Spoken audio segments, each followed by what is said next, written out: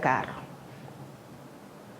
GB Food Sénégal nag société multinationale la ñi ngi yëngal ci wàllu agroalimentaire au niveau du Sénégal ñi ngi ñu xamee Jumbo ñi ngi ñu xamee mayonnaise Bama bi nga xamante ne daanaka ñépp ko bëgg mu nekk société bi nga xamante ne mi ngi sokkee ko Europe plus particulièrement Espagne foofu noonu lañ doon produire Jumbo à l'époque donc Jumbo def na plus de 40 ans d'existence te dëkk bu nekk dañuy jéem a adapté wu par rapport ak goût culinaire waa dëkk ba ñun Jumbo noonu la ñuy doxee moo tax plus de 40 ans soppeekuñu suñu Jumbo bi nga xamante ne mooy classique bi nga xam ne ñëpp a ko bëgg boo gisee changé wul loolu moo tax après Jumbo arôme bi nag lañ créé waat pour yokk goût arôme bi parce que am na ñoo xamante ne goût yi daal day xaw a différé ñu andi leen Jumbo arôme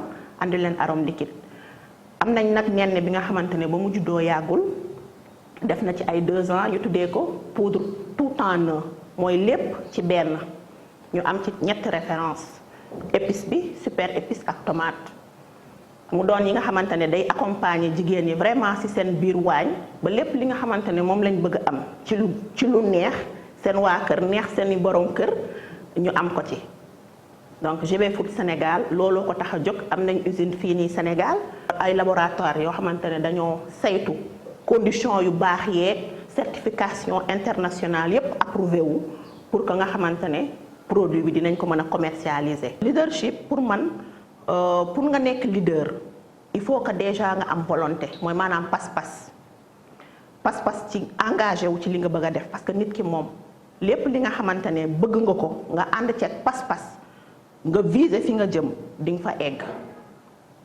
loolu mooy premier point bi mu mën a wax ci leadership. Deuxième point bi mooy maanaam bu fekkee am nga volonté bi ba pare il faut nga am ku la dooleel nga xamante ne dina la mettre en valeur di accepter te idée yooyu noonu jàppale la ci pour nga mën a réussir tey ji projet bi nga teg bi loolu noonu nag dama ci profité rek pour remercier waa GB Food remercier samay njiit remercier samay collaborateurs ak samay collègues yi parce que ku ci nekk ca fa nga nekk yaa ngi def tout pour liggéey bi mën a dem ci kanam yaa ngi def tout ba ñun ñi nekk département commercial ñuy mën a jaay di mën a réaliser suñuy objectif di ko atteindre maa ngi ciy remercier ñëpp maanaam daal il faut nga am ku lay dooleel nga xam ne da lay gëmloo ci li nga nekk pour nga mën a dem.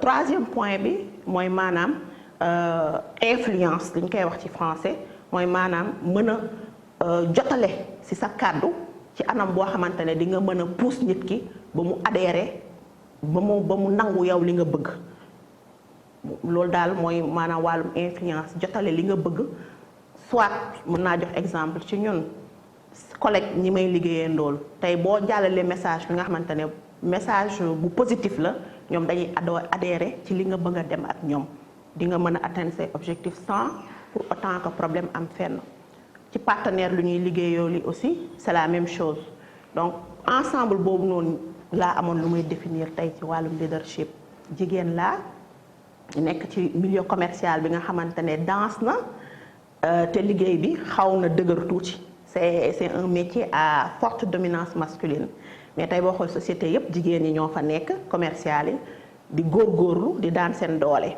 mën na nekk.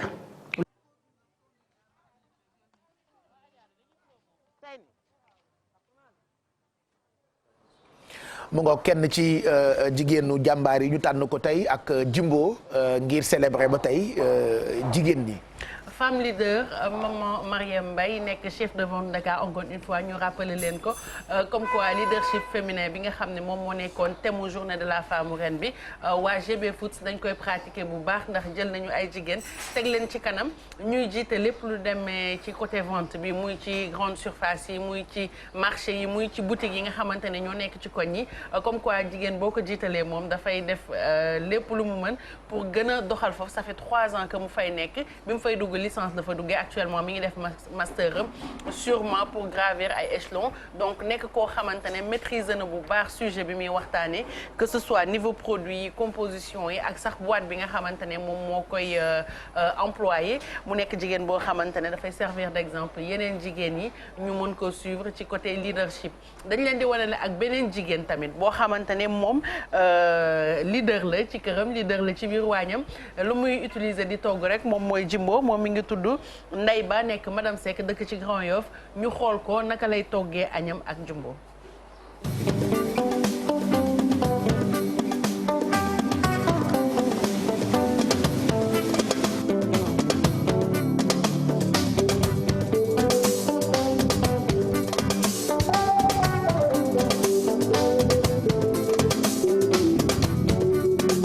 asalaamaaleykum maa ngi tudd Ndeye Ba madame Seck maa ngi dëkk Grand Médine maag waañ bi Jimbo moo ñu lié parce que bu ma xëyee war a dem marché dinaa yeewu fajar dem marché te Jimbo laay njëkk a jënd moom laay njëkk a tànn moo may gunge sama waañ ba ma commencé toog Jimbo yàgg na parce que ba ma juddoo ba tey Jimbo fi laa fekk moom nag ma fekk sama yaay di ko toggee moo ma jàngal togg moo tax moom laay toggee ba tey.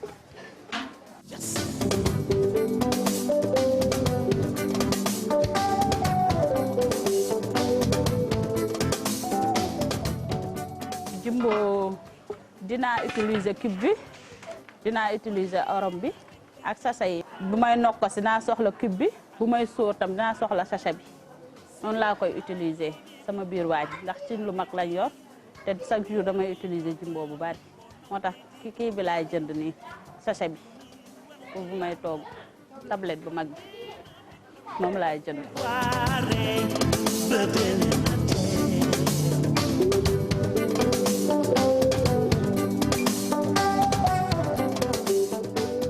li ma gën a neex ci moom Jimbo bi saf na neex na ba pare cube bi neex naa toj boo ko jëlee utiliser booy boo xam rek mu dem te amul effet secondaire naturel la. sama xarit li ma leen conseillé rek mooy ñu utiliser Jimbo parce que Jimbo lu baax la fi lañ ko fekk temps maam la ba léegi moom la ñuy toggee suñu yaay yi moom lañ doon toggee duñ juddoo fi lañ ko fekk moo tax ma leen conseillé sama moroomu jigéen ñi ñuy jënd Jimbo di ko utiliser seen waaj. lii dafa neex moom sa bopp moo neex lii dafa neex say bopp moo neex kat ana suñu maman bi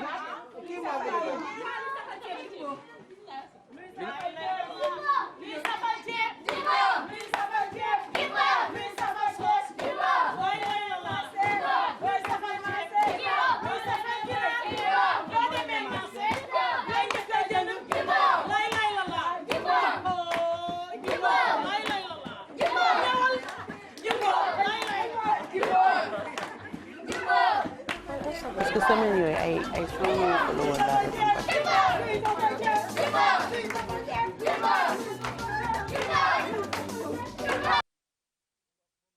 Sophie waaye Sophie dans quelques minutes mu woon leen ni moom it mook jigéen bii ñu wane ñoo yem Jumbo mooy seen arme. mooy seen partenaire daal partenaire voilà. seen partenaire ci waañ bi donc dégg ngeen ko Ndeye Ba madame Seck moom nee na déjà Jumbo du léegi lañ ko commencé utiliser seen kër yaayam moo ko daa toggee jàngal ko togg moom it muy buy dugg ci waañ bi day ànd ak Jumbo ba pare gën a kontaan ci yeneen produits yi nga xam ne defaral nañ leen ko muy bouillon poudre yi bouillon liquide yi yëpp buy togg da ko ci boole et puis rëccu ko benn yoon ndaxte ay épices naturelles lañ ko defee non seulement dafay safal toggam comme ni muy safalee yu Sophie ñu fiy defaral Pape Cheikh tous les matins. mu ngoog donc Sophie yow it mën nga enchaîner comme ça nga wan ñu comme ki ñu Bijou woon léegi ni grâce ak Jimbo ni kenn gënu la ko yeeyoo Jumbo partenaire de tous les jours de toutes les femmes ci seen i waañ ndax waañ moom yaa koy wax. mooy laboratoire u kër.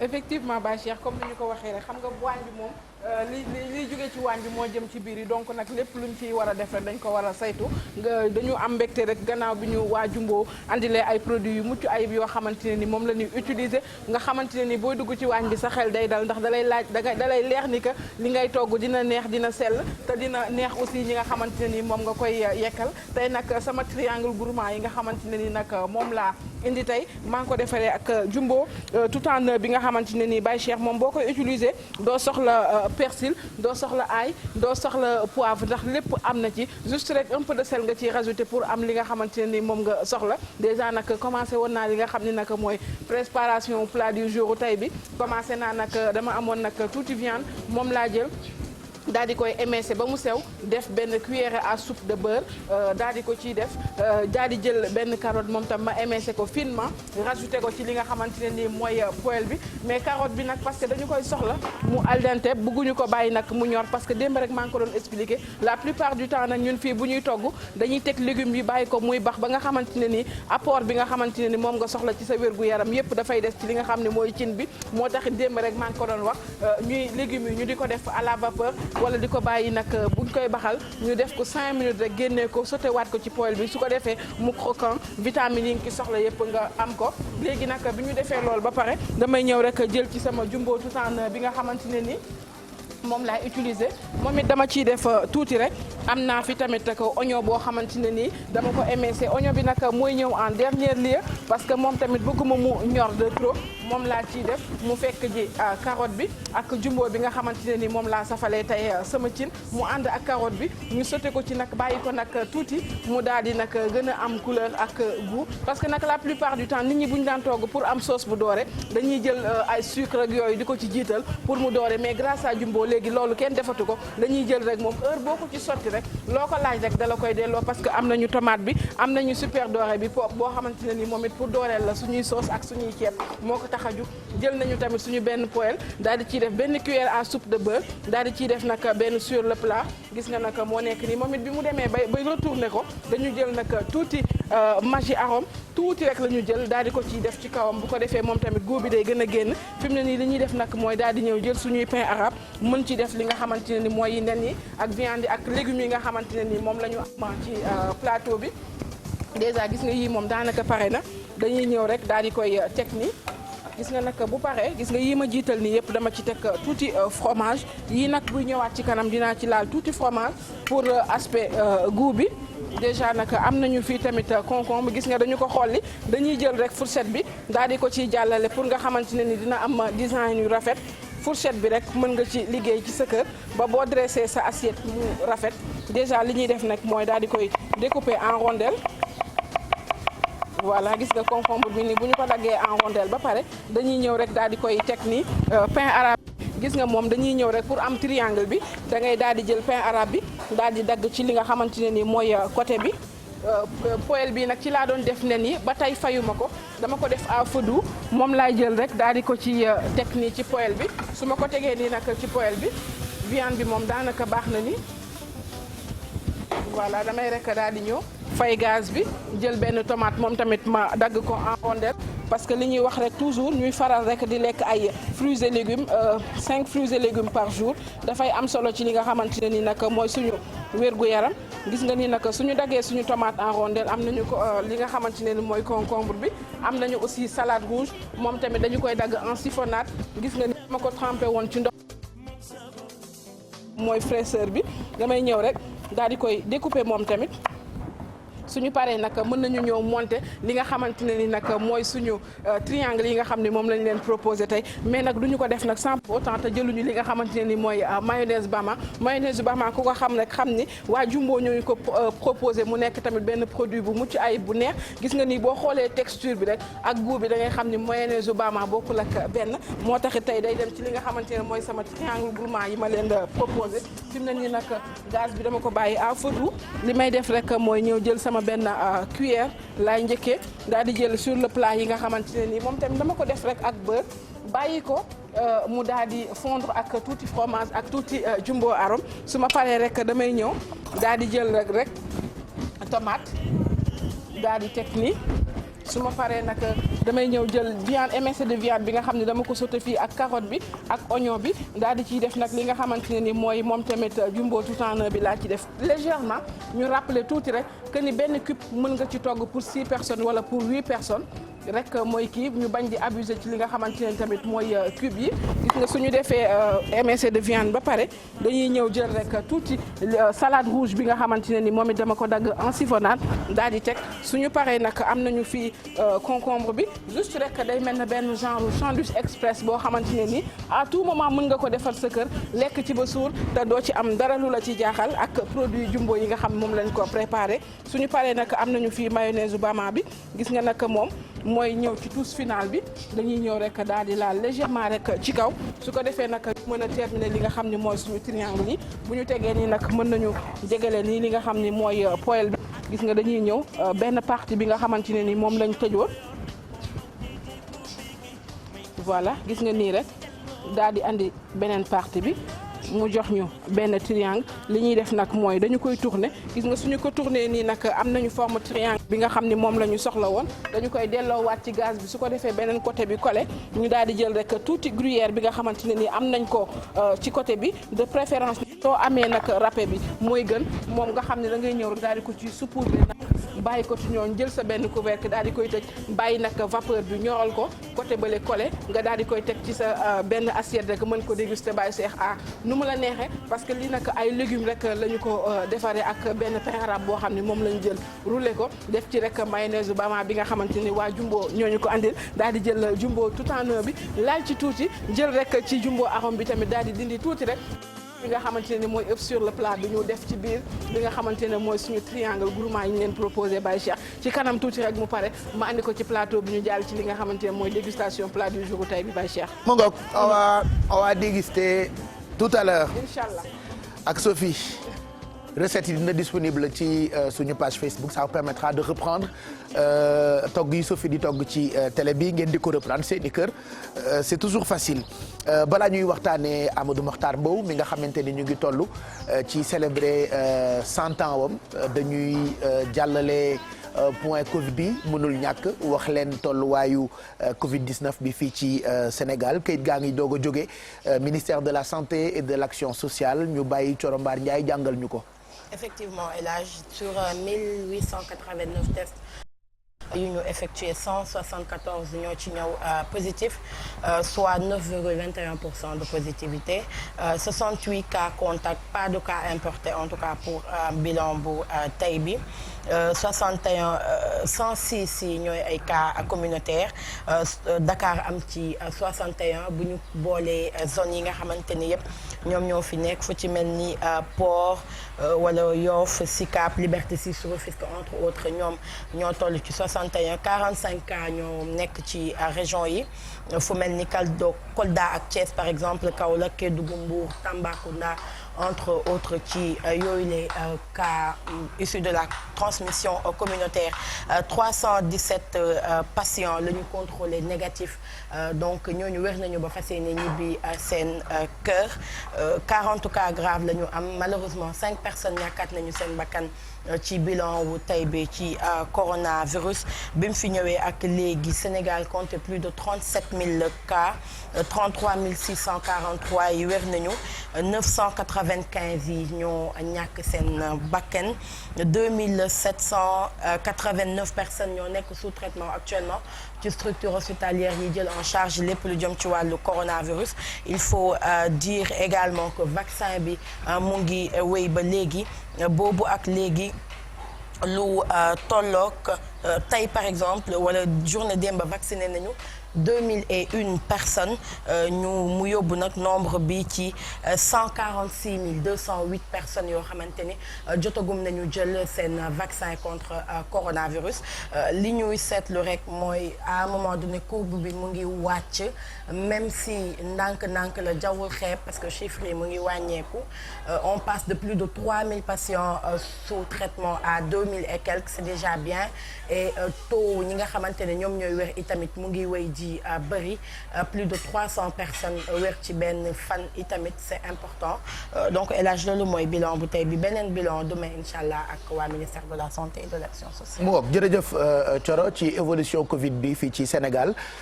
bërki démb rek jeune doyen Abdoulaye Cissé ñu ngi koy nuyu di ko ziar def na ci débat bu am solo. Ablaye on l'aime tellement regarder ci pertinence beeg borom xam-xam yi nga xam ne ñoo koy wër à chaque fois ñu leen di proposer ay édition spéciale la mu ca wax ak ñamu toogal defe naa mënees nañ cee sukkandiku donc duñ ci débat ñu nit xanaa bàyyi borom xam-xam yi wéy di ñu gindi ci mbir yi nga xam ni moo jëm ci Covid 19 ak coowam daanaka at ak lu teg ñu koy dund fépp ci àddina. ñu dem ci fàttaliku geeg El Hadj Mbaye Garmi tout à l'heure daañu am ay invité on parlera de cette nouvelle série produite par waa Marodi ñaari acteurs ci série boobu ñëw pour def promo bi Exidex ak ki mu ñuy présenté ce sera pour tout à l'heure en attendant fàttaliku gi tey dañu koy jagleel koo xam ni mu ngi fii ñu ngi ñaan mu yàgg fee ne ñu koy waxtaanee ndax mu ngi doog di laq lu toll ci téeméeri ci ay at macha allah di Amadou Mokhtar Mbow.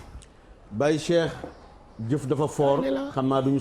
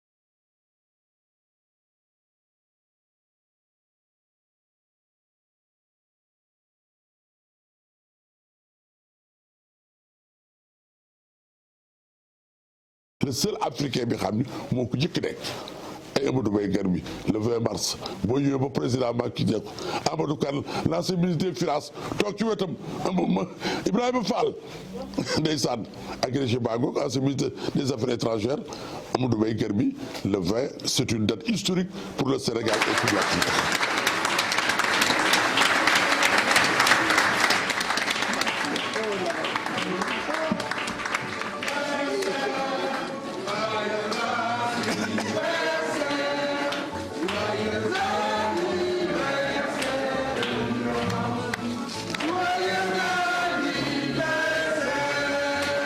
bokk xalaat bokk gis-gis bokk yéene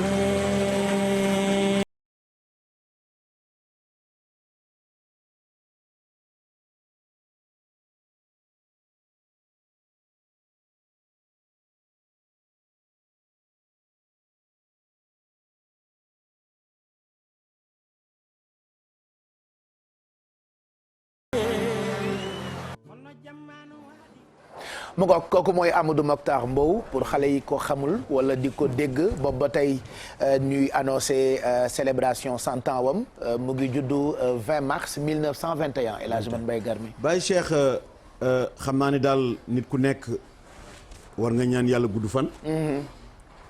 bu ànd ak nag jëfal dara sa réew. nangoo naa ci mag ñi nga xam ne nii ñoo nekk ci réew mi ci ñaari anecdote rek laa lay indil. bu njëkk bi mooy Amadou Makhtar ku am diine la. xam nga am sa secrétaire bu dee tàbbi ci sa bureau li nga koy jëkk a laaj ndax am na njàpp. bala nga ko jox benn dossier yombul de ci réew mi nu nekk lu rëy la. discours bu muy bind su ko bindee ba pare da koy méngale ak kaamil alxuraan bi. seet ba xam lan la ko ci yàlla wax. mu doog cee tàbbi. dëgg-dëgg kii mag mu yiw la. bu nu yemoon foofu rek mu doy. wallaahi lii nga xam ne mooy télécommunication bi nga xam ne nii mooy jokkale ci téléphone bi muy xew ci réew mi moo ko libéré. parce que boo masaan téléphone yi nekk yaraax war a téléphoné waa yaraax téléphone bi day dem ba Amérique ñu lëkkale buum nga pare nga doog a mën a wax ki nga xam ne moo nekk yaraax. moo ko xeex ba loolu jóg fi. kooku mooy Amadou Makhtar moom. poste de responsabilité bu ne nag occupé na ko. dégg na ministre ba tey. lu ne fu ne jaar na fa. waaye nag mu teg ko ci ngor. ak yiw ak baax ak ragal yàlla. UNESCO lu ne dégg na ko ci ay kooku nag dëgg-dëgg le premier africain. boo xam ne moo jiite UNESCO mooy Amadou Makhtar boobu. wallaahi kooku nag buñ ko dee feete 100 ans. te Baye Cheikh téeméeri at mën nga fay nekk te doo jëf dara. moom nag bu téeméeram boobule. lu mu ci war a jëf ci lu baax jëf na ko. mam kay téeméer yi taxul sax ñu koy waxtaanee ak di ko célébrer jëf yaa tax ak parcours bu riche. jëf ja Baye Cheikh ak parcours bu am maanaam. wallaahi nga xam ne nii moom. yëppam ca koo teg rek ci yoon. du jàdd RER la du jàdd raay. RER boo demee Londres da nga ko fay fekk. du wàcc raay bi mukk ci àddina. bu dee daw ci tali bi ci raay bi rek lay tege. wallaay mbay kooku Amadou Makhtar moom. kooku nag bu ñu ko dee feete. ñu wax ne daal ni ko ñëpp ñaanal yàlla gën a yokk wéram. amiin yàlla yokk jàmmam yàlla yokk suturaam. amiin li tax nag digg ma gën ci sawar am na directeur boo xam ne dañ ko séqoon muy Jibi Ndiaye. wallaay. Ngoone Kase ko jur média à l'époque. Ngoone ak Mama ñoo bokk ndey ak baay ak Saala Kase. kooku nag man moo ma jëli woon. ana Jibi Ndiaye moom mi ngi fi am naa ko. mu ne ma Amadou Mbaye Garmi indi ma bàyyi seen. sama directeur la woon waxtaan maa wallaay sama directeur la woon. am na sax yeneen yu ma wax mais xam naa maa yooyu. dara mu génn fenn moom it Ndiaye ku baax la. moom daal dëgg-dëgg. te Baye Cheikh ku la lebal lu baax. wallaahi ci li mu am ci li nga am rek nga ko war a delloo. Jibi Ndiaye nit ku baax. kon daal te moom tam ci comité d'organisation bi la bokk. ci la bokk waaw bokk na ci premier directeur yu groupe bi. très bien mooy premier directeur bu. dina Amadou Mbaye Garmi bi ma recruté Pape Cheikh. Futurs Médias dama ko recruté ba pare toog 10 heures ma di ko xaar ma dégg Pape Cheikh ci beneen te bàyyi na. mu ne Baye Cheikh jubali nu nag. yàgg naa dégg daal wallaay yàgg naa dégg daal di bay yooyu yëpp ay yëfi xale la woon rek. loolu yëfi xale la woon rek wallaay yëfi xale la woon rek. xam nga war a xëy liggéey si. waaw rajo ba nga war a liggéeyee di la xaar. waaw directeur rajo ba dugg ci otoom. waaw di dem ci rajo ba pour xaar la taal beneen rajo dégg la fa. dégg la ko tey wax. yooyu jar na bàyyante à vie waaye Jibi sama xarit la moom paara laa ko daan woowee. c'est Jibi Ndiaye moom paara. Amadou Mbaye Garmi jubale ma maag Baye Cheikh. tooñoon na ma sax muy jubale ah boobu Youssou Gaddaay bi rajo xamul lu mu koy tuddee naan OFM. waaw. kenn xamul nu muy tuddee rajo mu njig mu ne Sport FM ma ni bon en attendant Youssou di xam nan lay tuddee rajo bii man naa dem ca beneen rajo rek ba ca kanam waaye bi ma demee ba lépp yemb delsi na j'ai bien calculé ah j'ai bien calculé les choses ah. oui moo tax daal Baye Cheikh. di ñaanal njaboot gi ak famille bi. sàmm leen jéeg amiin Mbaye amiin daal li nga feeteel mag mu mag. mu am valeur waaye comme dafa tombé ak Covid bi. Baye Cheikh télévision yu bari dinañ ko. sargal fii dinañ ko sargal waaw. nga xam ne tubaarkàlla ñëpp dinañ xam daal ki nga xam ne ki Amadou Makhtar Mbow Baye Cheikh. tey ci guddi sax am na nu muy demee ñu waxtaanee ko ci wëndeelu moom Amadou Makhtar Mbow en attendant dimanche 20 mars ci lay am exactement 100 ans yàlla na sunu borom dëgëral ko. yàlla na nu wàll. àddina naqari na waaye ko nekkaa ñu dem mu bañ. ñun ñëpp bëgg a toog. dëgg la de àddina ak ni mu naqaree ko nekkaay dee mu ne déet bëgguma dee donc du coup téeméer yooyu bu ñu ko gisee dañuy ñaan suñu borom rek mu wàll ñëpp gudd fan ñëpp am wér te moom parcours bu riche bu exceptionnel dégg na ay yooni yoon ministre jiite na UNESCO Corombar Ndiaye ngi expliqué sànq ni ñoom journalistes yi bu ñu dee defar portrait dañuy am problème ndax CV bu riche mais dinañu tënk parcours bi yëpp moo xam ci sunu ay jotaayu xibaar wala émission yi nga xamee ni prévoir nañu jagleel ko moom Amadou Mokhtar Mbow mi El Hadj Mbaye Garmi doon fàttaliku léegi ci suba si 10h37 mooy doog a jot ñu ngi leen di ñaanal bëccëg bu neex ci télévision Futur Média xam naa li ñuy def rek mooy posaat indiwaat Thione Seck mënul ñàkk am na lu mu defoon nag Youssou Ndour yéen a ngi koy fàttaliku 2008 ca Bercy keroog Thione ñëw ak njabootam àndoon ak Adjatou Kiné Diouf Wally Seck defoon spectacle bu doy waar ñëpp jooyoo loolee kenn dootu ko fàtte Bercy la boo xamee ni c'était magnifique mën nañ cee dellu siwaat ndaxte ñun mëne sunoo fàtte Thione Ballago Seck bu ngeen seetloo ba ci habillage antenne bi fan yëpp ay woyam ak musigam lañu ko couleuré lii nag Bercy la woon on s'en souvient ndax Thione xajoon na fi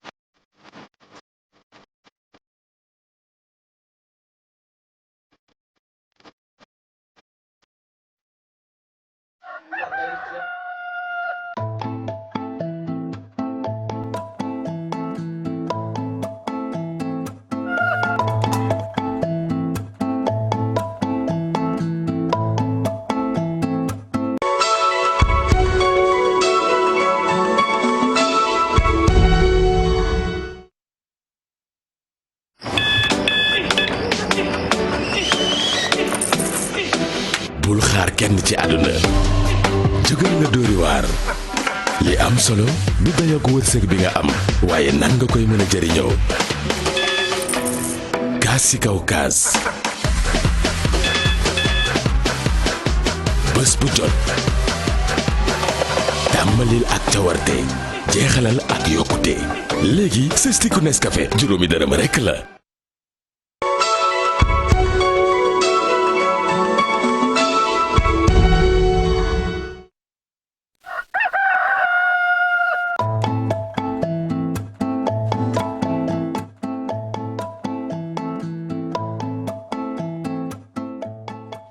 mu ngoog Thione Ballago Seck la ñu doon déglu ak Youssou Ndour Bercy 2008 n'est-ce pas Exidex boo ko dégloo da ngay fecc sa xol bi dafay sedd et puis voilà da ngay sa yaram dafay daw parce que Thione Seck xajoon na fi bu woy boobu jàllee ñu jàll ci beneen boo ñuy découvrir ou découvrir loo. exactement Pape Cheikh comme ni nga ko waxee woy wi rek dama ci bëgg laal tuuti. ndax bor la bu Youssou Faye Thione ndax Sorano la woon ndax xale yi fekkee wuñu ko. waaye booba Thione dafa duy Sorano ba mu fees Youssou ñëw mu njëkk ko yéegee seen Sorano Thione nii la Youssou def la même chose duy berse ba mu fees daal di woo magam ji na ko Thione yaa ngoog berse ngoog kon da ko fay bor bi àdduna teraanga rek la moo tax ñaari naanaan bu ñu dajee comme ni naan ñaari ku du ñu mën a bokk mbalka foog moom kenn ko xajal sa morom xew mi Youssou ko moom waaye Thione da ci am xel da ci cof rek xam na ko bàyyi maa ngi ñibbi émotion kese la woon bés boobu moo tax Thione xajoon na fi waaye nag xel yi dal ndax lu mu bon bàyyi na fi loo xam ni tey am nañu yaakaar ni bu ñu leen accompagner danañu am lu raw Thione muy Wally Ballago Seck am na yàlla guddal fanam bu ñu wéyee ci loolu ñu ñëw rek ci jàmm ndax réew mi soxla na ko sooy xool ci wàllu way souvent dañuy way mbëggeel wala ñuy way ay naqar wala loolu waaye jàmm mat naa way ci jamono yi ñu toll surtout xale boo doon xale nga teel a andi jàmm loolu defe naa baax na ñu fësal ko comme ça xale yi xam ne tamit on a besoin des messages forts dans des moments de difficulté surtout que way yi nga xamante ne xale yi tey xewal nañu ko muy ambiance daf ciy baax parfois ñu andi message moo tax tey nag gàmm yi ñu andi benn message boo xamante ne Ramatoulaye la xale bi tudd ñu découvrir ko gis mu woy jàmm ñu ne du ñu andi dara nag dañuy andi juste le message partage ko téléspectateur bi donc mën nañ ko seetaan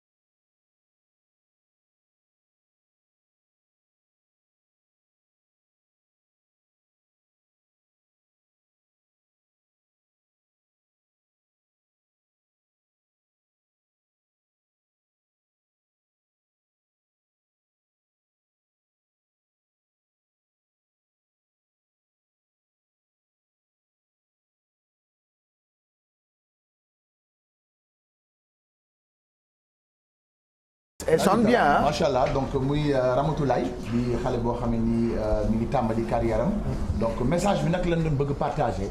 parce que à un moment donné on a besoin des jeunes qui quand même mettent l'accent sur les textes comme yu mel nii comme jàmm comme ci yenn situation yi ñu andiwaat xel yi parce que tamit lu mënti am defe naa ne xale bu jiitoo dafay baax xale wax ak moom parfois on a dit des leçons de morale baax na mag di ko wax waaye baax na aussi tamit xale yi di porter ay leçons de morale di ko jox xale yi ndax ñoo ku ne fi nga tolloo rek foofu ngay waxee donc mu nekkoon nag message boo xam ne bëggoon nañu ko partager aussi di encourager aussi les jeunes talents ñuy perfectionner parce que di ñàkk toujours comme lu ñuy wax une première jàppale la dimbaleel teg la ci yoon bi mais liggéey bu ñu koy bàyyi ndax bëgg nañu à chaque fois artiste muy góor muy jigéen ci fànn boo mënti nekk ngay di am ay marge de progression di gën di continuer di way donc on l'encourage très très fort Ramatoulaye di encourager jeunes yëpp aussi tamit di wax ne Pape Cheikh tey loolu la andi woon tey muy message boobu di jàmm. Voilà Ramatoulaye qui a beaucoup de talent on va recevoir 2 autres jeunes yoo xamante ni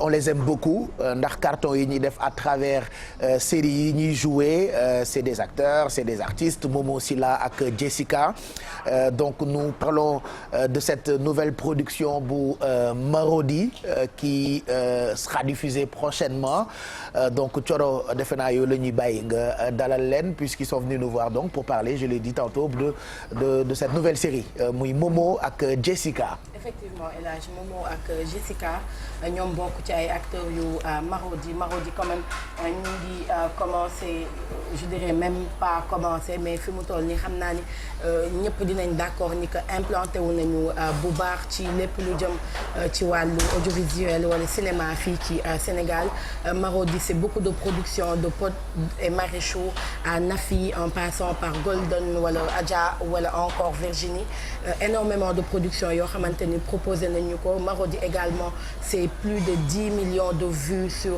YouTube ak yeneen mais également génération d'acteurs yi nga xamante ne moom la ñuy boole bi ñu commencé ak léegi ancienne ak nouvelle génération pour jox li nga xamante ni moom la ñu soxla ñii di téléspectateurs yi du coup tey ñu war a waxtaanaat ci beneen série bu bees bu ñuy proposé bu tudd Impact et pour en parler on reçoit ce matin Momo Silla nga xam ne xàmmee nañu ko bu baax ci ay production yu Marodi mais également Jessica bonjour et bienvenue.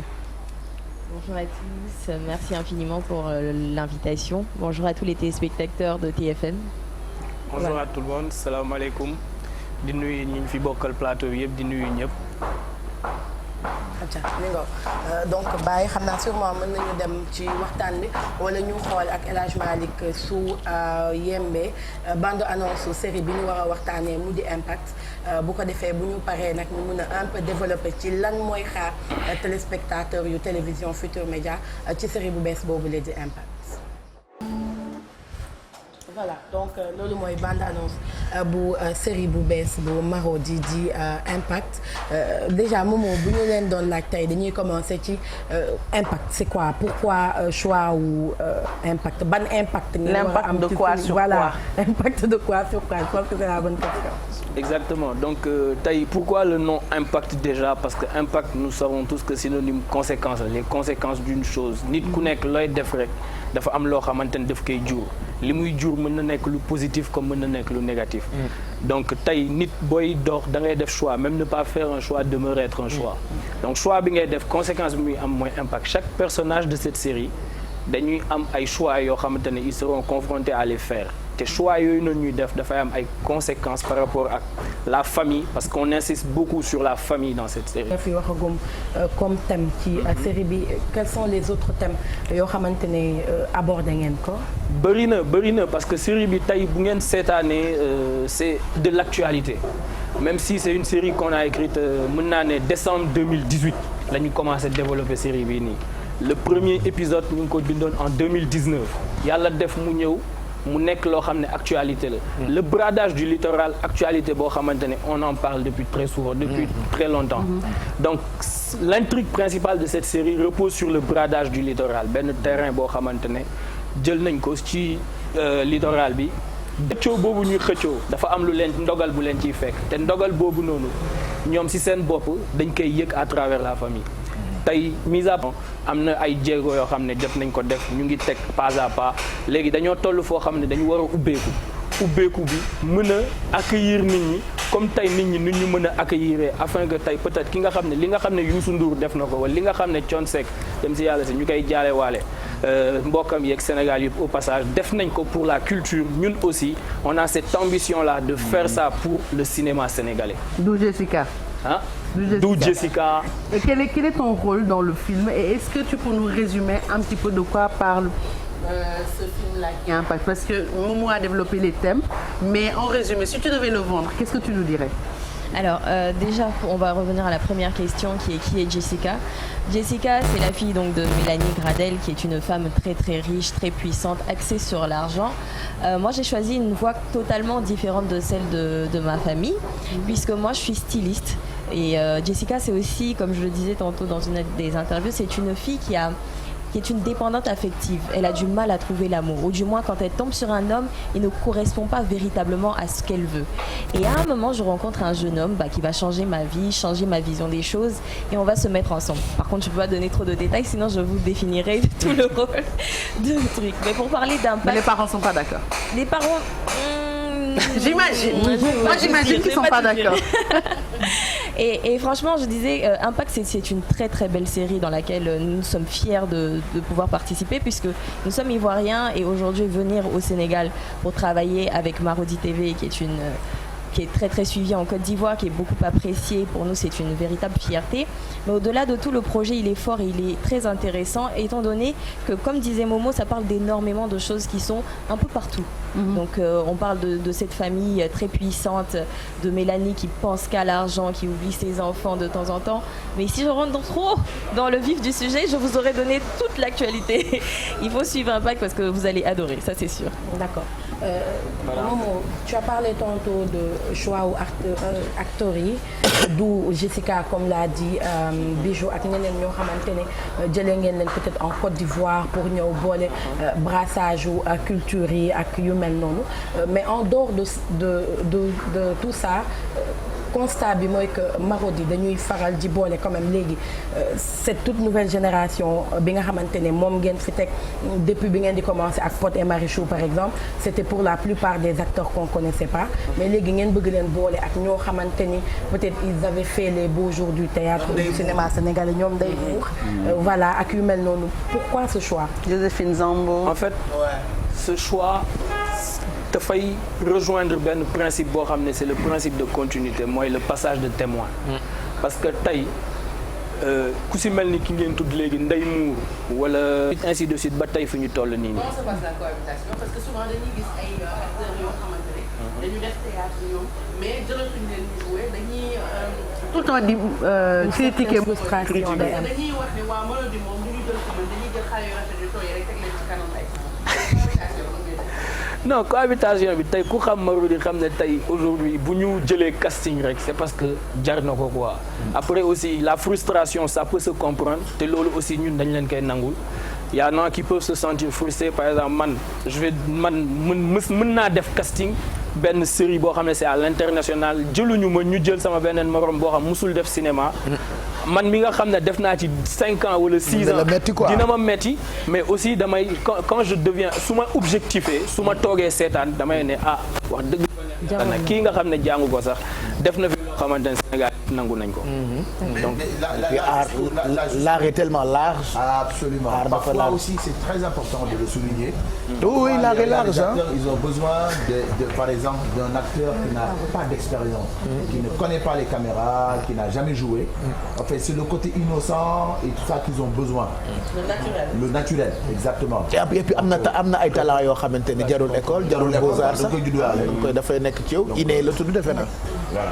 Am na ci peut-être qu'après c'est des codes, des techniques yoo xam ne dañ koy jàngal dans le tas et tout ça là. Bon, choix langue yi ngeen def ci biir lan la ci biir c'est français seulement ou c'est wolof?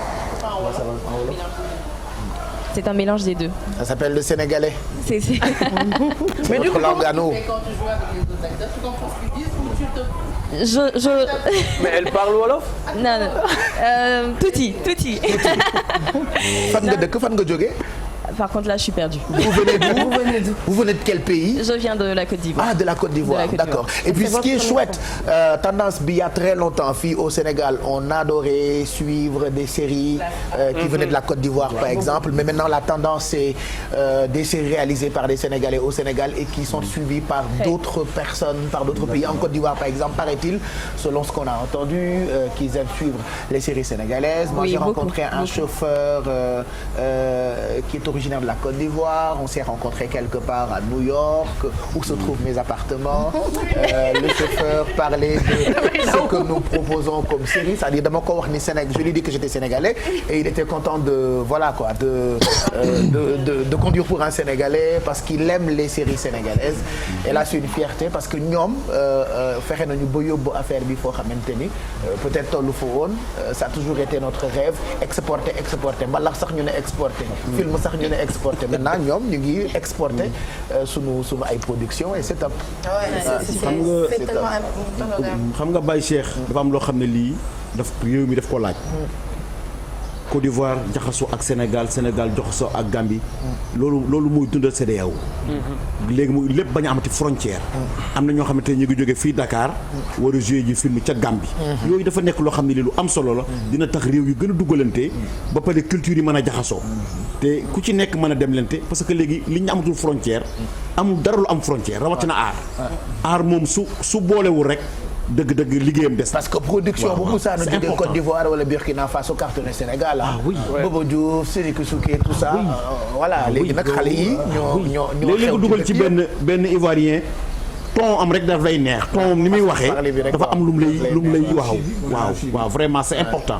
vraiment daal xale yi daal jar nañu gërëm mais nag. dugal tam bi ñu ci dugal mag ñi. jëlaale expérience su mag ñi. c'est très important. mais ñi nga xam ne tam ñoom ñooy kaas léeg-léeg. ñoom tamit il faut ñu jéem a nooy tuuti. parce que xam nga bu fekkee ne jël keneen koo xam ne loolu mën na ko pare te du dëgër dëgg dafay gën a yomb nga jël koo xam ne ki daf lay proposer yoo xam ne day métti ci yow ba doo ko mën nga préférer nag jël ki nga xam ne day nooy loolu te bëgg métier bi te accès bu. d'accord waaw ñoom tam nañu comprendre. mais est-ce que yéen a ngi ciy génn parce qu'on a remarqué que ñëpp a bëgg a jouer ci film yi léegi ñëpp a bëgg a nekk acteur. bu ngeen day def casting yi dafay fees dell. Qu'est-ce qui explique tendance boobu actuellement fii ci Sénégal? Tout le monde veut être acteur dans une série. Non mais en fait c'est simple, c'est-à-dire que tey amoon na ay temps yoo xamante ne tout le monde voulait être footballeur. tey ba tey sax parce que dafa tollu woon foo xamante ne football bi 2002. c'est-à-dire bi ñu fi nekkee ñëpp bëggoon nekk footballeur. Il y avait beaucoup d'argent ci football bi. Est-ce que ça veut dire que dafa bëri xaalis yéen li ngeen di def? ñun ñu ngi suturlu di sant yàlla rek. ñun jooyuñu de. ñu ngi suturlu di sant yàlla bu baax. comme ni ngeen di suturloo yéen rek. yéen a ngi liggéey daal ñu ngi liggéey. Macha Allah. non bàyyi loolu. Non, en fait c'est simple, c'est-à-dire gis nga par exemple pour la plupart ñi nga xam ne ñu ngi ci yàgg ci en fait passion bi moo la ci gën a téye sax que affaire parce que di nga gis ñoo xam ne ñu ñëw def benn production dootoo leen gisaat parce que peut-être liñ ci doon séntu li ñuy nekk ci biti di ko gis bokkul mais ñun sincèrement on a jiitaluñu xaalis par rapport ak affaire bi. ñun li ñuy jiital mu ngi ñëw quand même parce que Jessica par exemple elle n'allait pas quitter la Côte d'Ivoire venir à Dakar pour des miettes. Non, elle est juste passionnée. Elle ne viendrait pas pour nos beaux yeux. Je suis. Non, bàyyi ko nag mu répondre nag mon ami. Laisse-le parler. En effet, je suis passionnée, ça c'est sûr. Laisse-la parler. Mais au-delà de tout, j'ai été très très bien payée aussi. Jessica. Mais c'est sûr. C'est sûr. Non, ñu ngi sant yàlla. di sant yàlla di sant yàlla. Voilà ça. Tu as été accueilli par les Sénégalais. Et comment tu te trouves ici le premier rôle que tu joues? On te laissera pas partir en tout cas. D'accord, alors.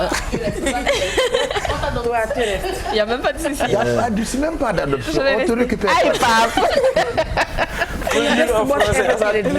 Tu es récupéré. D'accord, merci beaucoup, c'est très gentil. Alors, moi j'avais déjà l'habitude de venir au Sénégal, c'est un pays que j'adore. C'est vraiment un pays que j'aime beaucoup, avec lequel j'ai une vraie connexion.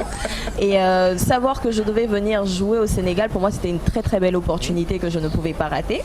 Et j'ai été hyper bien accueillie. Il faut dire que franchement, Marodi TV. Oh, merci. Donc Marodi, franchement, ils nous ont très très bien accueillis. C'est juste formidable. On n'a même pas l'impression d'être sorti de notre pays. C'est une vraie famille. On travaille en harmonie et c'est ce qu'il y a de plus beau. C'est ce qui va permettre en fait que dans cette série, vous allez voir un certain naturel parce qu'il y a une affinité très très grande entre nous, les acteurs. Avant ça, est-ce que vous jouez dans des séries ou c'est votre première série? J'ai joué dans 2 séries. À 14 ans, j'ai joué dans Teenager et il n'y a pas longtemps, j'ai eu le rôle de Yasmine dans Les coups de la vie. Je ne sais pas si vous connaissez. Dans Les coups de la vie. D'accord. Si, je pense qu'on a vu la publicité sur Canal. C'est ça, à plus y voir. C'est ça. mais jarbaat yan difficulté ngeen ci am. ban jarbaat bu góor bi wala bu jigéen bëgg leen wax. kan ngay poser question bi. kan ngay poser question bi sa jarbaat bu jógee Abidjan. waaw. mais posé ko ci français aussi El Hadj. oui, quelle difficulté vous avez sur le métier. Il y a pas de difficulté.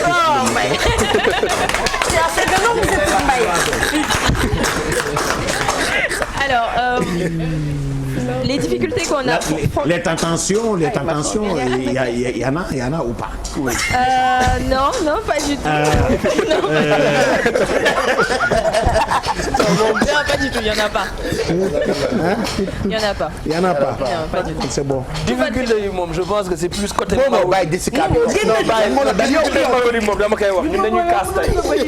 mais yow acteur lay wax. Tu vas parler des difficultés des acteurs, des actrices dans les productions etc. man dama leen wax difficulté Marodi tax Sénégal mi ngi xam li ñuy sa jàngoro Marodi non dañoo sonn. waaw très bien. non loolu dinañ ko wax tey Sénégalais yi ñu xam li ñuy dund la. mais vas-y difficulté acteurs yi ba pare. Alors si on doit parler des difficultés que par exemple je vais prendre mon cas vu que j'ai le rôle de Jessica que j'ai pu rencontrer, c'est simple, c'est que moi j'ai des scènes d'émotion comme je le disais tantôt, ce sont des scènes très très fortes où il y a des pleurs etc. Vous avez vu la gifle par exemple dans le générique. Donc c'est un peu la difficulté qu'on a parce que c'est un rôle qui est différent de ce que j'ai l'habitude de camper quand je suis en Côte d'Ivoire. Donc c'est la toute petite difficulté mais ça va, je pense que vous allez apprécier le résultat. Voilà. duñ fi nekk nag di jooy wala affaire yu demee noonu parce que nit ku nekk tey muy émission bi muy TFM muy li yuusu daj ba taxawal ko. loolu du ñu taxaw di ko wax. mais tey li nga xam ne aussi ñun ñu ngi koy daj tamit pour taxawal série yi nga xam ne nit ñi ñu ngi koy seetaan loolu duñ fi nekk di ko wax. mais c'est très dur. parce que ñun ñi nga xam ne que ñoo ci nekk dem nañ ba duñu am vie de famille. tey ku ci amul jabar joo xamante ne comprendre na la. nga am problème non xaaral moo tax sama jabar fa laa ko jëlee. léegi li xew mooy gars yi dañuy ñëw en fait pour un rien saaga yi ci internet bi wax bu ñaaw bi fii nii léeg-léeg da ngay jékki-jékki doo sax diffuser parce que peut-être ñoom xamuñu lu xew peut-être des fois deuil dafay am deuil national ñu ne duñu diffuser wala ñu ne màggal Touba jot na duñu diffuser mais ñu jël la di la ci yàq loo xamante ne di la ci saaga wala ñu jékki-jékki naan la par exemple actuellement ils sont en train de nous bombarder sur les productions fan la ay maîtresse d'un homme marié toll fan la ay karma toll fan la ay alors que xamuñu background bi nga xam ne surtout le background financier. Ils sont passionnés par rapport aux séries aussi. non passionné. ndaxte xam nga avant dafa am série yoo xamante ne peut-être duñu correspondre feneen lay jógee ñëw fii léegi day am série yoo xam ne tey di nga identifier sa bopp ci benn personnage. léegi soo jékki-jékkee gisatuloo série bi. parce que c'est légitime nga laajte mais si yar ak teggin te ni ñu leen koy laajee moom mooy métti am na ñoo xam ne suñu nekkee ci ginnaaw clavier du ñu xalaat ni sa nit mooy lire li may bind. donc dañuy dem ak fu dem ak nu leen neexee. mais pour man base bi passion par rapport ak li ngeen di def. moo tax ñu leen koy laajee il faut dire aussi que Momo Marodi dañu ubbi entre guillemets plusieurs fronts. Il y a énormément de séries quand même yu ngeen commencé. yoo xamante ne ñu ngi xaar suite bi ak yeneen. temps bu ñuy xaar ñu ne xëj na beneen saison wu telle série beneen saison wu telle série. bu bees ñu gis leen bu bees ñëw bu bees boobu après day demaat je veux dire li ngeen ubbeendoo dafa bëri xëj na yenn saa yi moo tax les gens le fil ne suit plus nit yi dootuñu xam limite dañuy réer après. man golden la.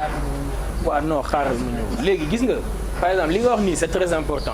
et je vais rebondir très vite dessus xam nga la gis nga production série tey maa ngi leen naan ne que Impact. 2018 décembre 2018 lañ ko commencé bind. ñu ngi lan 2021 muy soog a génn.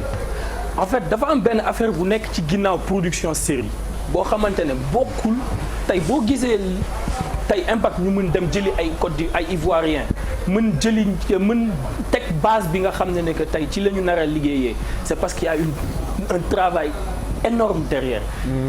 Finance mu ngi ci. Organisation mu ngi ci. ak yeneen ak yeneen ak yeneen. aujourd'hui tey bu ñu amee yenn série comme Maîtresse d'un homme marié yoo xam ne dafay ñëw ñii ñu ngi saison 2 ñii ñu ngi saison 3 loolu ce n'est pas que dañu war a acharné wu ci ñun nañu kañ lay ñëw ndax ñun ñi nga xam ne ñoo def succès série boobu noonu ñun ñoo gën a yàkkamte mu ñëw ndax tey bu yegsee si ñun lay gën a arrangé mais en attendant bu ñu diffusé wul en attendant que ñuy mën a préparer la suite parce que tey def saison 1 war a def saison 2 li nga war a def saison 2 moo war a dàq saison 1 li nga war a def saison 3 moo war a dàq saison 2 surtout attente bi bu bëree ñun pour bégal leen moo tax ñuy jël suñu temps pour mieux faire c'est juste pour mën leen bégal moo tax ñuy jël suñu temps pour mieux faire ñu xaar donc bu ñu xaaree en attendant li nga xam ne pare na lu ñu doon toog 2018 bu paree ñu yàq ñu jël saa yu paree génn. mais foofu tamit da ngeen di am communication ak population bi. léeg-léeg ngeen am site boo xam ne da ngeen di waxtaan ak ñoom. léeg-léeg nga xam ne dañ leen di am. apa du ma la dagg de am nañ ko de. vidéo bu njëkk dugal pour communiquer xamal la ñuy def saaga ñu. mbëggeel bee bëri gars yi ngir yàlla war a suul ngir yàlla dama leen ko ñaan. ngir yàlla man maa leen ko ñaan devant tous les quelqu'un wàññi leen saaga yi leen jàppale ñu liggéey. ak a métti. léeg-léeg da ngay toog foofu bëgg tontu mais après tu te dis non en fait tu peux pas. mais dafa métti day métti mais aussi da ngeen di wax ak mag ñi yéen ay xale ngeen. dëgg la da ngeen di wax ak mag ñi. mënoon ngeen produire ba génne. kenn du leen lijjanti. donc sant yàlla. saaga yi moom du ñàkk. ala kulli aal. muur ma leen fa jiitu laaj leen. daan na joué oui évidemment ci dëkk bi nga dëkk. xam naa leen bu baax a baax a baax a baax. Ndey Muur au delà de man. da ngeen di laaj Ndey Muur. bu théâtre mardi bu xëyee mercredi du doyee te boobu internet amul. billaay dëgg la possibilité yi ngeen am ñoom amuñ ko woon. donc sant yàlla. sant yàlla c'est même pas la peine c'est-à-dire à la kulli al unanimité du ngeen ko mës a am. du ngeen ko mës a am. acteurs yi gën a mag ci àddina c'est comme ñoom ñooy jouer ñii dañuy apprécier ñii duñu apprécier. gis leen ci liggéey bu rafet bi après le reste ngeen bàyyeekoog nit ñi. bu ñu demee nag ba ca kanam ba effort yu gën bëri wallaay ñu doon saaga ñooy ñëw ne ah yéen ñu ngi leen di féliciter. vraiment sonnoon ngeen. parce que voilà. il faut pas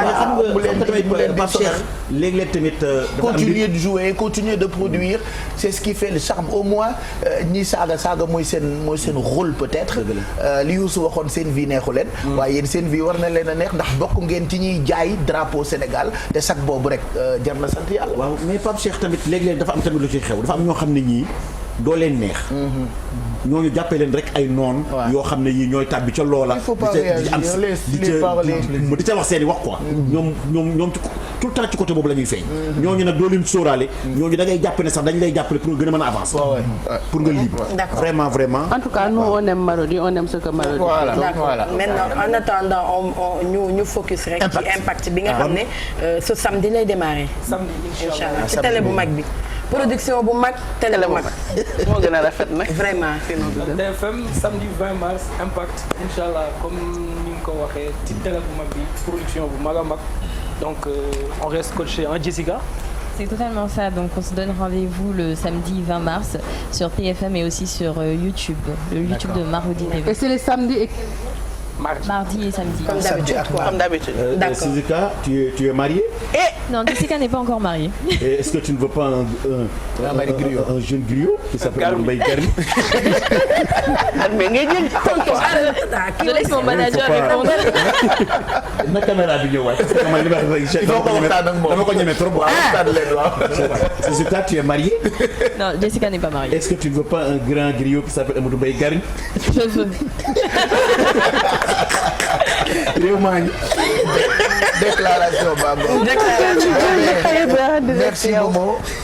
Merci Jessica. Première diffusion samedi soir ci télévision Futur Média donc tous les samedis et mardi en première partie de soirée vous aurez donc impact ci télévision Futur Média oui lan ngeen bëggoon wax.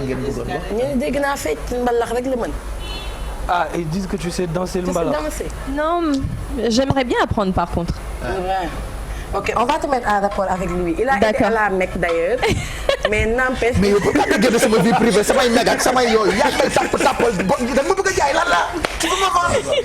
vends-moi maintenant je suis un produit. D'accord, il est ay may baax di ma raay mu ngi piis Jessica nan ko non il est beau pourtant. waaw ma di pat. ay yéen Jessica mais pourquoi tu veux me vendre et puis je sens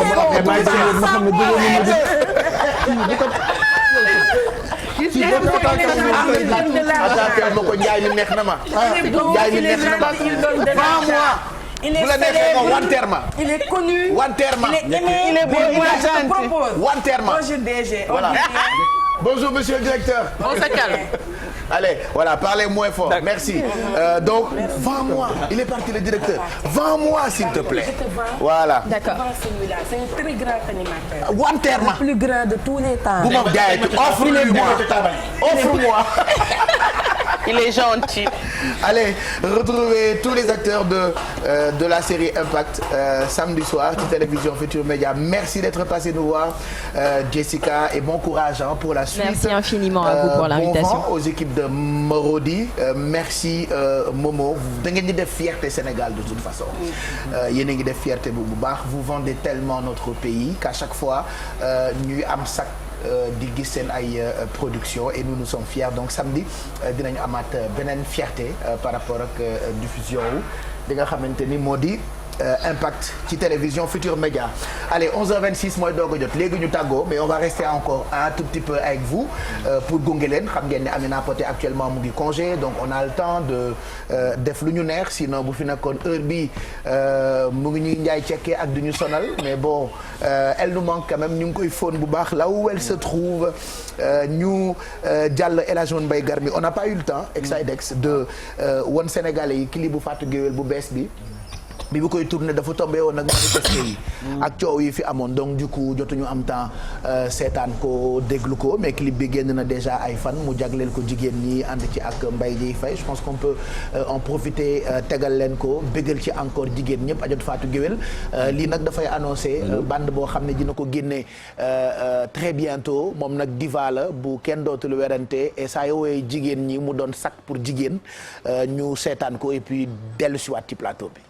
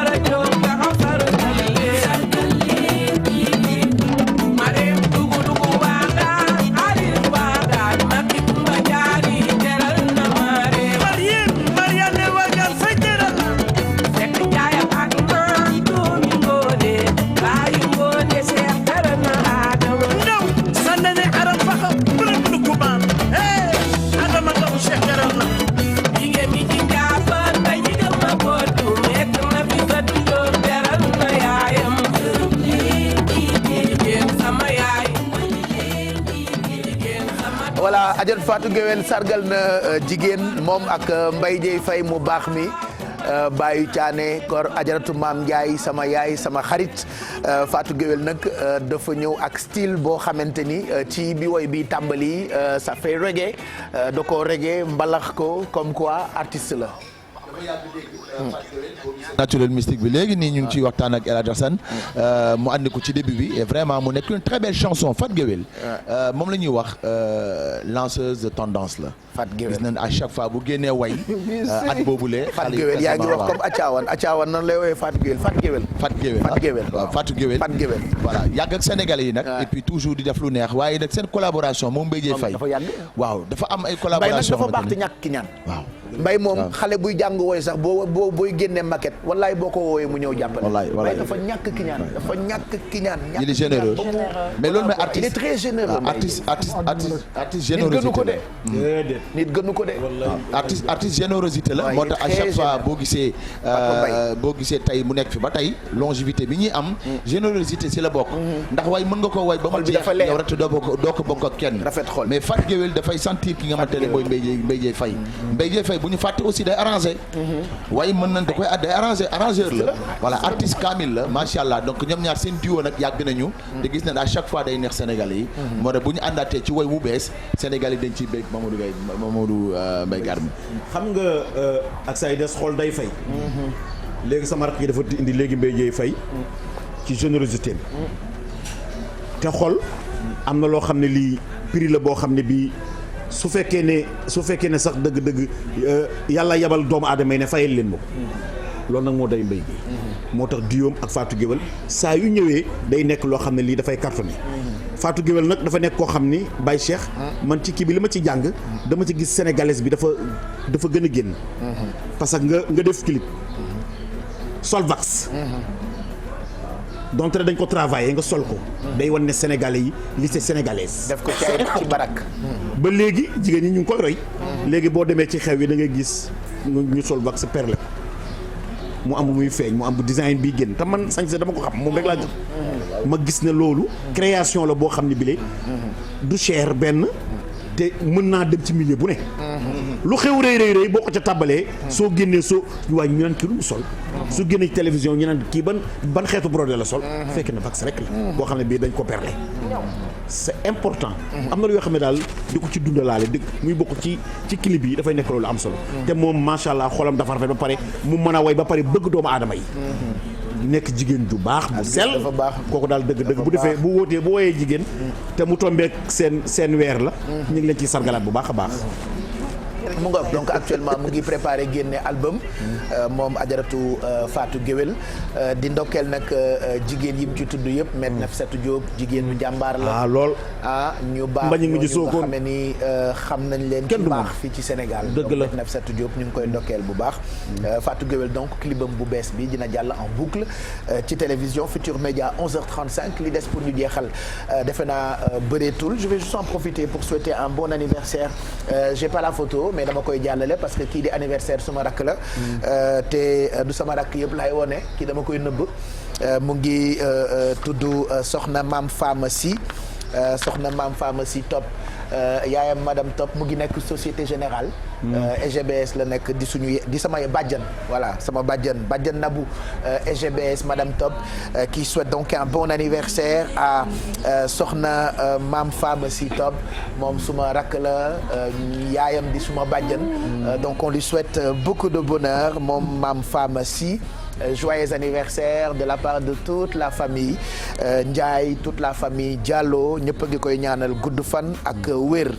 On a aussi d'autres messages d'amour d'autres messages d'anniversaire voilà ñoom dafa dugg mbay nan leen waxtaan nag njëkkee wax leen déedéet dafa tombé njëkkee wax leen ak nijaay yi dafa tombé damaa juum wax leen mbay damaa juum xam nga man dawuma dara bu ma noboon Jessica it fesul ko du dara ci man mais damaa juum damay lire anniversaire yi tombé ak bëggoon la wax lu jàll sama xel bëggoon la wax ni maam Khoudia doomu Fatou Guewel yére yi ngay wax moom moo ko ñaw ci clip bi non maam Khoudia ñaw ko. ah ñaw ko. ñaw ko moom lu. ñawul dara la ñawul. maam Khoudia mu li tailleur ci réew mi yëpp kenn dafa xam nu mu toll. ak ay tailleuse. maam Khoudia la dëgg may. maam Khoudia ñawu ko mais maa ngi ni jàkkaarloog moom. maam Khoudia yaayu Fatou Gueye. ñawu ko doomu Fatou Gueye. doom Dia. taalibe Serigne Fall. man xam naa ki ko ñaw. maam Khoudia. ñawul dara. ñawlul yaayam da koo bëgg a moom lu rek. ñawlul yaayam ko. dara la ñawul. kon yow da ngaa bu dee ko ñaw. kon yow da ngaa jékki-jékki rek wax ci yére yi te bu ko tudd maam Khoudia. bu dee ko ñaw bu dee ko ñaw. tendance judd na ba pare li garaaw man damaa bëgg lool garmi te maam Khoudia laa bëgg. moom mu bëgg body laa bëgg. loolu rek mooy sama ay ak élage moom mu ngi ci body man maa ngi ci maam Khoudia mais maam Khoudia Garas Couture moo réalisé modèle yi nga xamante ni yaayam sol na ko ci clip bi donc looloo tax ma juum loolu rek laa bëggoon wax xale yi bëgg baa dugal njaay mi nga xamante ni day njaay cekke mag ak di ko riita mball mais amul benn bay dafa ay trace de elle est trop belle elle est trop belle anniversaire yi nag dañuy dem ci anniversaire u Penda Guissé PP bu États-Unis Penda Guissé sa xarit El Hadj Mbaye Garmi sama yaay bërki démb rek la ko suma benn papa bu baax jël wuuy sama yaay tax maye nañ sama yaay fan yële sama yaay jàngi maye nañ ko fan yële wallaay keroog bi ñu ko takkee Sénégal yëpp laa woo alors dañuy takk sama yaay ci bisu maye bi vraiment bi ñu ko takkee wallaay ku baax la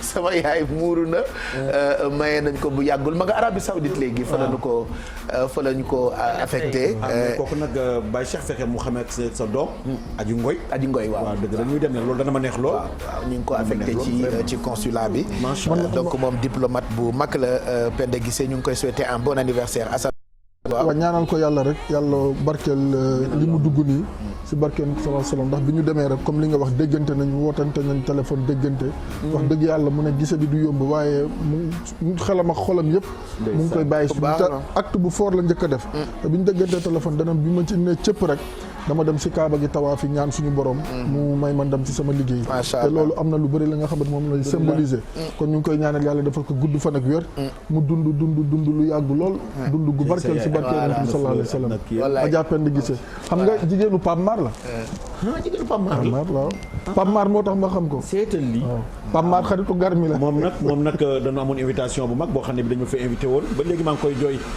te sama Amérique ga mbay wallaay waaye nag mbay lu jot yomb moos même consul mu ngi fi woon ñu ngi koy ndokkeel bu baax El Hadj Ndaw càmmiñal Ajatu Kiné Ndaw maman Kinouska moom it ñu ngi koy ziar bu baax ci dëkk bu ñu naan Mbour ak njabootam yëpp Daba Guissé donc bon anniversaire à Penda c'est de la part de Ami Dieng Diallo Ami ak borom këram Amadou ca dëkk bu ñu naan New York c'est de la part de ay jarbaatam Sophia ak Dadi c'est de la part de Margot Konaré ak toute la famille en tout cas njabootam yëpp ñu ngi koy ñaanal gudd fan ak wér bon anniversaire à El Hadj Mamadou Lamine Sène El Hadj Mamadou Lamine Sène c'est de la part de tes deux femmes Pan Sène ak Mamam ñoom ñaar ñëpp ñu ngi lay ñaanal gudd fan ak wér joyeux anniversaire à Pape Gadiaga c'est de la part de Ndeye Fatim Gadiaga ak toute la famille bon anniversaire à Tata Dieynaba Mar c'est de la part de Adjaratou Abidjoum ca dëkk bu ñu naan Italie gisaguñu Western Union beeg yooyu yëpp Abidjoum sama anniversaire passé na yooyu yi fi jàll yëpp bëri na waaye mère baa nga toog rek amul benn problème yàlla baax na mais daal moom nee na mu ngi ñaanal bu baax Tata Dieynaba Mar di ko souhaiter un bon anniversaire donc de la part de Mamou Larissa ak Adjassi ak Mbëggee donc bon anniversaire à Tata Dieynaba Mar joyeux anniversaire à Fallou Ley le jeune berger très disponible de la part de Pape Balla et de ses parents Daba Fall ak Chérif Ley moom suma doom la Daba Fall la yaayam tudd Chérif Ley càmmiñal jatu moom sunu doom la Fallou Ley may sa buuru Mbadaan ñu ngi koy ñaanal gudd fan ak wér jarbaatu Lolo Fall joyeux anniversaire à la petite Kodou Diaw c'est de la part de son homonyme Adjatou Kodou Diaw donc Kodou mi ñu ko fayee di sama yaay nee na mu ngi koy ñaanal gudd fan ak wér Kodou bu ndaw happy birthday joyeux anniversaire à Soxna soxna Fatim Thioune c'est de la part de toute la famille Thioune ak Madeleine Diaw donc Mado bu télévision Futurs Médias mooy ñaanal Fatim gudd fan ak wér soxna Fatim Thioune loo dund doyul. Joyeux anniversaire à lieutenant Clédor Diop depuis Nioro du Rip de la part de Momar Ndaw moo koy ñaanal gudd fan ak wér. Sophie Gueye itam tey la anniversaire am ñu ngi koy souhaiter un bon anniversaire c'est de la part de Thiorombar Ndiaye donc Thio bon anniversaire à Sophie. Oui, elle c'est mon amour Sophie la très gentille la généreuse Sophie yaayu xale yi vraiment nit ku baax qui œuvre tout le temps dans le social sans façon vraiment ñëpp nag yónnee nañu ay messages pour ñaanal lu gudd fan ak wér de la part de tous tes amis de toute ta famille et de tous tes proches yow gudd fan ak wér rek lañ lay ñaanal incha allah. Voilà. Bon anniversaire à Astou Dia de la part de la famille Dia, sœur, frère, cousine, ami, badiane, talibé Seydina Limamou bi. On t'aime fort, longue vie à toi avec beaucoup de bonheur. Bon anniversaire à ma Linguère, Mam Khoudia Mbeng, Madame Gueye, xaritu jëkkëram, longue vie et beaucoup de réussite. Tu peux même pas à quel point j'arrive pas à lire li ci topp. Donc bon anniversaire. Joyeux anniversaire aux jumeaux Cheikh Oumar ak Mami Diop. Je te souhaite un heureux anniversaire de la part de votre maman Khady Diop. Joyeux anniversaire à Sokhna Mbayang chéri Assane Pouy depuis Thiès Balabé de la part de Assane tes amis ak toute la famille Samb. Enjoy your day. Joyeux anniversaire à Khady Ousmane Ndiaye, longue vie de la part de monsieur et toute la famille. Joyeux anniversaire à Mame Diarra Amar, je te souhaite une longue vie sûre, sans rupture, nulle déchirure. Bon anniversaire à Nicole Sow depuis Podor de la part de Penda ak toute ta famille. Bon anniversaire à Mohamed Cissé, fils de Ibrahima Papi Cissé et Penda Kolongi, vie pour toi. Joyeux anniversaire à Ndeye Fatou Tall, dundal lu bëri. On te souhaite beaucoup de bonheur. Allez, on va finir cette émission bàyyi leen nag li des ci programme bi à 11h43 ci bëccëg ñu tàggu leen ci tey dellu si waat incha allah suba 9h El Hadj ñu ngi lay gërëm yow itam bu baax bég daal ci yow El Hadj. waaw xanaa rek Baye Cheikh di am contentement ak mbégte di wax ne tamit ñu ngi wax ci ndigalu El Hadj Mansour di yëgal les communicateurs traditionnels incha allahu taala ëllëg ci àjjuma ji ci la ñuy jaale ji sunu mbokk moomu nga xam ne moom la ñu ñàkk di Thione Seck. noogu nag na ko communicateurs yëpp waaj ndax ku war kàlla nit amulul mbokkam te ku nekk xam ne ne Thione dafa nekkoon koo xam ne ki kenn la woon ci nun ba pare juboo ak ñëpp. kon bu nu wanee ginnaaw war nañu war ne daal ne vraiment kii ñu jóge ci nun ku cher la ci nun kon daal na ko da ngeen di dem. waaw ëllëg incha allahu taala à partir de 17h ajjuma waaw takkusaan point de départ fan la pour ñun. waaw point de départ bi nag ñi nga daje rek fii ci station Yoff bi. la noo daje pour dem. incha allahu taala mais Pape Cheikh na manquerait pas. waaw xam nga nag. maanaam naa carte de membre. waaw yow waaw carte de membre ba nga fa. munu gëstoo bëgg nañ la gis. xam naa ne sax. Alaaji Lamine Thiam Dogo xam naa ni fa mu nekk xol bi jeex na tàkk. ndax moom daf may bañ a jox carte de membre moom. te dinaa ko këf ci moom. dëgg Sall bi nga jaay laay kompaloo la. bàyyi ba mu guddi. ba mu kii rek nga coppeelu ci kër gi. xam naa wax dëgg dëgg la mbay bi ñu dañ carte yi ci ñaari carte rek. di wax ne daal incha allahu taala xam naa ne ñu kuréelu communicateur yooyu noonu. waaw bëggoon ñu wax ci ñoom tuuti rek Alaaji Lamine Thiam Dogo dafa baax. waaw man moo ma yar. waaw nit ko baax ku bëri valeur la Lamine Thiam Dogo. xam nga Baye Cheikh sama xol bi. Baye Cheikh xam naa ne incha allahu taala bu ma dee def sama sargal boobu. incha allah. j'aimerais beaucoup mu toog sama wet. waaw. parce que maa ngi moom dañu cheminer noo ci lu bari. te loolu bu ko àddina yëpp seetaanee. di nga xam ne dëgg-dëgg baax rek moo am solo. wallaahi xam nga tuddee naa ko doom mu tuddee ma doom. wallaahi doom bi ma tuddee am na presque 17 ans. ki ma ko tuddee léegi am na 13 ans. te kon début fi ñu débuté ak fi ñu jaar nekk na loo xam ne lii lu am solo la. te am na loo xam ne lii su ko xale yi gisee dañu xam ne lii référence la. bu ëllëgee ñu mën ci roy. te loolu moom moo dal presque géwël yu bëree bëri. incha allahu taala loolu tamit maa ngi la koy ñaan. bés bu nu amee jataay. incha allah nu fexe ba dugal ko ci. dina nekk loo xam ne lii daal Baye Cheikh lu am solo la. di wax nag dox daje nag incha allahu taala ci wëndeelu ce soir. tey ci guddi bu soobee waaw nu waxtaane rek.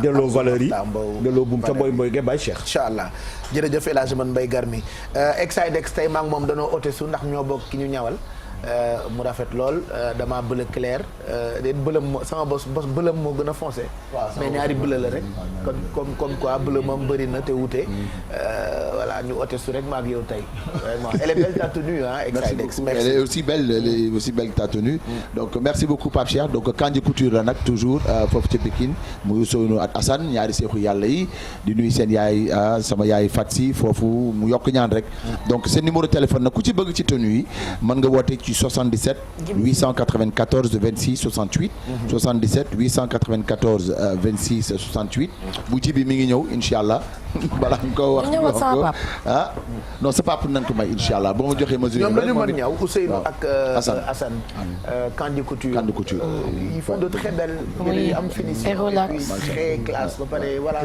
quoi ay seex lañu macha allah am ambition et puis jógee ci zéro di góorgóorlu ba tey yàlla may leen li mu leen may ñaan yàlla rek ñu continuer ba fu ñuy dégg couturier yu mag yi ñu di leen fa dégg incha allah et tout ça donc ku ci bëgg rek tenue yi mi ngi noonu dinaa ko def après sama Instagram Exidex 1 comme ça ñu mën a am tenue et tout ça là donc merci beaucoup di nuyu waa Tivaouane gi yëpp nag di nuyu sama doom ja Fat Diagne sama taaw voilà merci Exidex sa oto baak Alaaji Lamine Thiam xale yëg nañu histoire bi moo tax Baye Cheikh ma bëgg ñu indiwaat ko. damay peer rek loolu la waaw xam nga bi nga koy gërëm oto bi ñu ko tuddoon Gindang-Dang.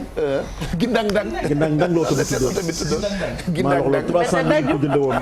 300 000 mu def 150 ma def 150. voilà benn oto. nu oto bi tuddoon. Gindang-Dang bu toogee nii ma toog nii. wallaahi moom na comme moo doon dawal mënu ma woon dawal. Gindang-Dang su xol bi tàngee rek bu ñëwee si da koy paanal. dama wàccal nag puus ngay tegal mel ni buur nii. moo tax Baye Cheikh il faut ñu def ci révélation bu doy waar.